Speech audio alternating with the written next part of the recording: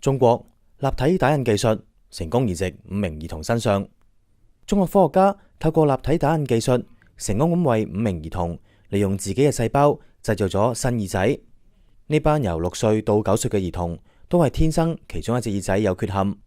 首先，科學家利用立體打印模具將兒童嘅正常耳仔複印出嚟，然後用反影技術製造成另一隻耳仔嘅模架，再從畸形耳仔攞出軟骨細胞，放入可以生物分解嘅模架做生長繁殖，最後將耳仔連同模架植入兒童嘅體內，用自己細胞繁殖替代身體其他部分嘅技術。呢種技術嘅出現已經有一段時間，過往係用喺動物身上，喺人類採用呢種技術會有風險，因為幫助細胞成長過程中，如果生長過度就會成為癌症物體。研究學者要對呢啲兒童作長期嘅觀察，確定新耳仔並冇遭到身體排斥，而軟骨又喺模架內生長。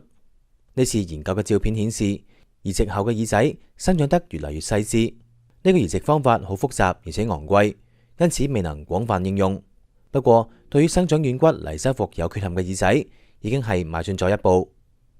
天下衛視記者呂元簡報道。